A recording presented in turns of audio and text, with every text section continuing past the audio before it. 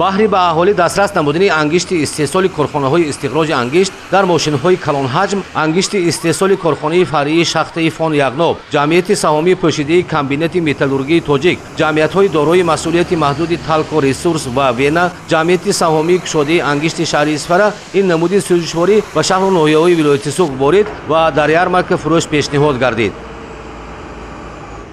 ташкили ярмарка фурӯши ангишт аз тадбирҳои саривақтӣ баҳри таъмину дастрасии аҳолӣ ба ин сӯзишворӣ дар фасли зимистон буда, бо супориши ҳукумати мамлакат бо иқдоми вазорати саноат ва технологияҳои нави ҷумҳурии Тоҷикистон ва корхонаи воҳиди давлатии ангишти тоҷик дар шаҳрҳои Хуҷанд, Истарафшан, Конибодом ва ноҳияи Бобоҷонгафури вилояти Суғд доир карда шуд. Ярмарка фурӯши ангишт дар мавзеъҳои ба маҳалли зисти аҳолӣ наздик ва мувофиқ ташкил ва сокинон бо истифода аз ин имконияту шароити фароҳамомада ин намуди сӯзишворӣ харидорӣ намуданд. пеш аз ҳама изҳори сипоси худро ба ҳукумати ҷумҳурии Тоҷикистон ва махсусан асосгузори сулҳу ваҳдати миллӣ пешвои миллат президенти ҷумҳурии Тоҷикистон ҷаноби олии муҳтарам Эмомалӣ Раҳмон мерасонем, ки барои мо сокинони тамоми ҷумҳурӣ алалхусус ноҳияи Бобоҷон Ғафуров чунин ғамхорӣ менамоянд ва аз тарафи ҳукумати ҷумҳурии Тоҷикистон иқдом гирифтан ва ташкил намудани ярмаркаи фурӯши ангишт дар тамоми саросари ҷумҳурии Тоҷикистон як иқдоми нек аст, зеро ки дар фасли зимистон нархҳои ангишт гарон шуда буд ва ин иқдом тавонист имрӯз нархи ангиштро паст фарорад ва сокинони ноҳияи Бобоҷон Ғафуров бевосита имконият пайдо намуданд, ки дар маҳалли зисти худ аз истеҳсолкунандагони ширкатҳои ангишти арзонро харидорӣ намоянд. дар ярмарка фурӯш ангишти истеҳсоли корхонаҳои ватанӣ бо нархҳои 70-80 дирам ва то 1 сомонӣ ба 1 кило ангишт ба харидорон пешниҳод гардид. сокинони ин шаҳру ноҳияҳо изҳори қаноатмандӣ менамоянд, ки ташкили ин ярмарка фурӯш хеле саривақтӣ мебошад, зеро барои гарм кардани манзилҳои истиқоматӣ ва ниёзҳои оилаҳо хусусан дар деҳот талабот ба ангишт зиёд мебошад. бо мақсади паси сар намудани зимистону тирамоҳи имсола аз ҷониби ҳукумати ҷумҳурии Тоҷикистон имрӯз ярмарка фурӯши ангишт дар ноҳияи Бобоҷон Ғафуров ташкил карда шудааст, ки ин тадбир аз ҷониби ҳукумати ҷумҳурии Тоҷикистон ибтидо гирифта хеле тадбири саривақтӣ ва зарурӣ мебошад.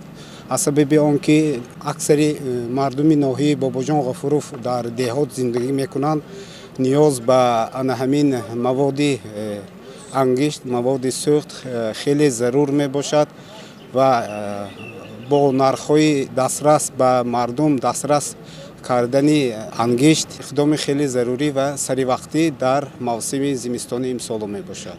то имрӯз нархи ангишт дар бозорҳои ноҳияи Бобоҷон Ғафуров 2 сомону 30 дирам, 2 сомону 50 дирам арзиш дошт ва як имконияти хубе фароҳам оварда шуд, ки мардуми ноҳияи Бобоҷон Ғафуров бо нархҳои арзон ангишт харидорӣ намоянд ва захира намоянд.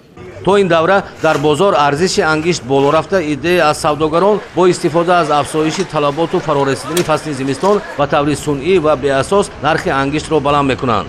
ярмарка фурӯши ангишт бо мақсади мустақиман бевосита аз ҷониби истеҳсолкунандагон таъмини ангишт ба аҳолӣ ташкил гардида, ҳолатҳои ҳанотӣ тавассути миёнаравҳо фурӯхтани ин намуди сӯзишвориро аз байн мебарад. тавре масъулони корхонаи воҳиди давлатии ангишти тоҷик иттилоъ доданд, дар маҷмӯъ ба ярмарка фурӯш ба ин шаҳру ноҳияҳои вилояти Суғд дар беш аз 50 мошини калонҳаҷм 1200 тонна ангишт дастрас карда шудааст.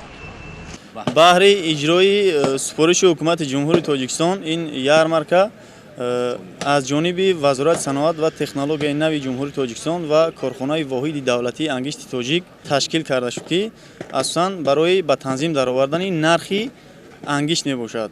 соҳибкорон сардии зимистонро ба ҳисоб гирифта нархи ангиштро баланд бардоштанд ва барои ҳамин ярмарка ташкил намудем. бениҳоят нарх арзон ва дастрас барои мардуми вилояти Суғд ва шаҳру ноҳияҳои он мебошад.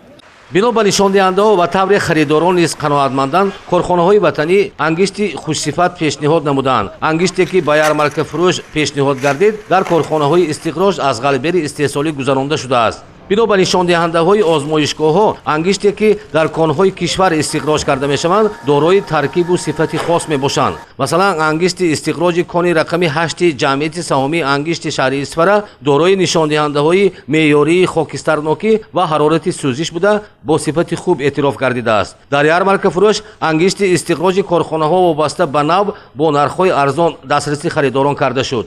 иқдоми ҳукумати ҷумҳурии Тоҷикистонро дастгирӣ карда ангишти зиёдеро оварда ба мардум бо нархи арзон дастрас карда ангишти шаҳри Исфара истихроҷи ангиштро ба 86 000 тонна расонда, ин нисбат ба соли гузашта 15 000 тонн зиёд мебошад ва мо аз ин ҳисоб имконият дорем ки ангишти Исфараро ба аҳолӣ ба нархи арзон ва бештар пешниҳод кунем.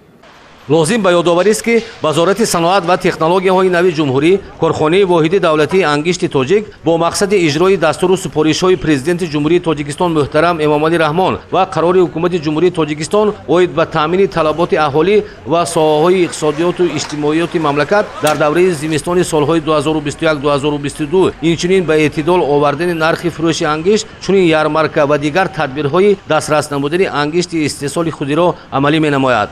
бино ба маълумот ва нишондиҳандаҳо таи солҳои охир дар корхонаҳои ватанӣ истихроҷи ангишт ба маротиб зиёд карда шуда, дар ин давраи соли 2021 истихроҷи ин намуди сӯзишворӣ дар корхонаҳои ангишти тоҷик ба 2 миллиону 26 тонна расонда шудааст. ҳафтаи гузашта дар вилояти Хатон чунин ярмарка баргузор гардида буд. ҳоло дар шаҳр ноҳияи вилояти Суғд аз тарафи корхонаҳои шахти Фонягноб, ҷамъияти дорои маслиҳати маҳдуди Талкоресурс, ҷамъияти саҳомии кушодаи ангишт, ҷамъияти саҳомии пӯшидаи комитаи металлургии тоҷик дар шаҳрҳои Хуҷанд, Бобоҷон Ғафуров, Кони Бодом ва Исрафшан ярмаркаи фурӯши ангишт ба роҳ монда истодааст бо нархи дастрас. сол аз сол истихроҷи ангишт дар ҷумҳурӣ зиёд шуда истодааст.